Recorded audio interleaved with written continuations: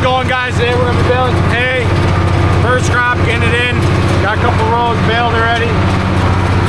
Got my father and Morgan back there helping me load these up.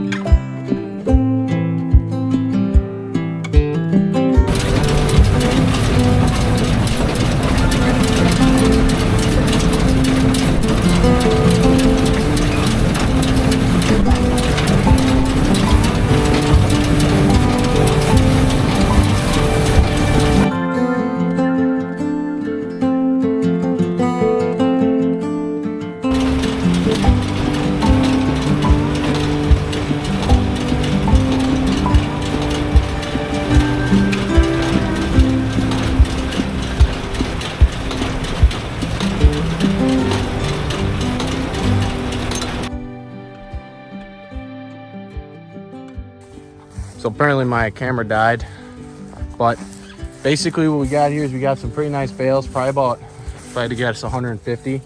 It's really dry stuff. Last year I had a problem with it getting dry back here due to all the woods this year. It wouldn't, like, a lot of wind doesn't swoop up in here, so it's hard to get it dry in like 2-3 days like a grandpa, like my grandfather can.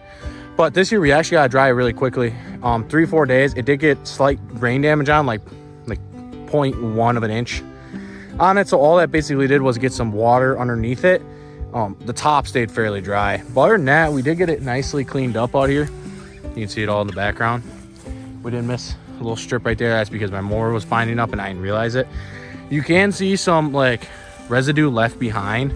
Like here's a chunk right here, and that comes from raking it so much because I raked it twice. I raked it at noon today, and I raked it a couple days ago. I raked it a day ago too in the afternoon, so it got it mostly dry, but I was like, oh, I'll rake it over one more time because there was spots in the field that were pretty wet yet, or kind of damp. And I'm not one to bale wet hay because like barn fires and whatnot. But yeah, it turned out really nice, really dry. So it's gonna be an amazing crop to feed to our animals this year.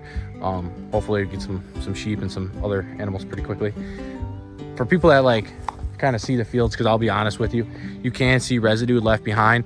It's not a loss at all, even though I had to rake it twice. I spent more money. I raked it twice. I spent more gas money and time, machinery, you know what I'm saying? But leaving this residue behind is honestly a naturalized fertilizer for this field. This will soak back into the field and get ground back into the soil and feed what's left of this hay field as well. So it's kind of a tire loss in full with having some of this residue stay behind. Obviously I do lose probably like 3-4 bales by leaving it behind, but at the end of the day, is it that big of a deal? Not really. You guys could see in the photos that this side of the field did get some fertilizer last year. I forget what kind of fertilizer used, but I remember I did fertilizer. About 10 pounds per acre is what I did, or 20 pounds per acre maybe. I think it was like 10. And you can really notice that at least down here, the crop was a lot fuller than it was last year. Up there, since it's kind of hilly, the water kind of sheds down over this area.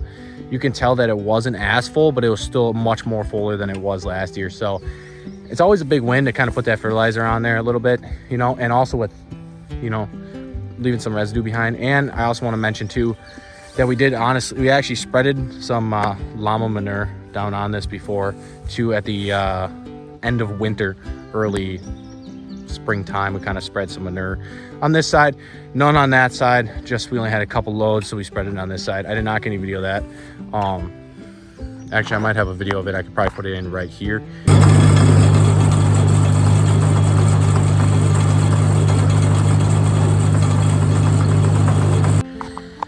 It did spread really nicely. That manure kind of covered quite a bit. That is my new ideal manure spreader. Have not showcased it on the channel so far until now. It did turn out really nicely though. I really enjoyed that manure spreader. It spreads really nicely and really thin. So hopefully maybe we can get some more manure spread on that side of the field.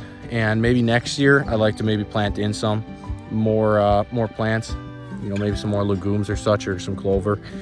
See what we can kind of get. But all in all, decent first crop. We'll probably only get 2 crops off this field, maybe 3.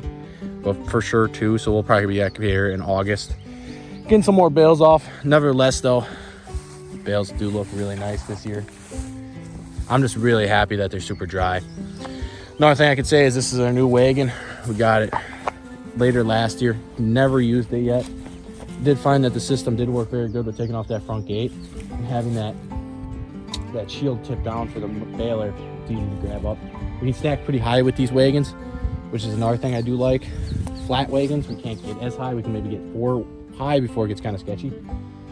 And it's just nice to have all, you know, a cage around it. Then the guys on there can, you know, grab a hold. I don't got to be necessarily watching them as closely in the tractor anymore because of that. You know, because I'd always be kind of like worried if someone falls off the trailer, if someone's, you know, this, that, and everything. But all in all, worked out super good.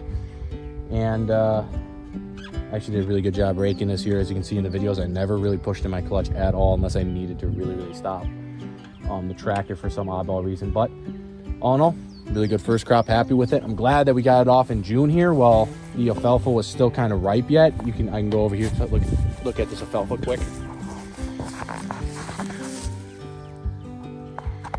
You can see it's still kind of blossoming, so we got it off right in the nick of time, you know, because you don't want to overgrow and over blossom. So we got it off right in time so we can get the maximized yield. So we're gonna head home now. Thank you guys for watching our first crop process, and I hope you guys stay tuned for Schneider Heritage Farms, and pretty soon we'll have some eggs and some products for you guys to buy. Thank you guys for watching.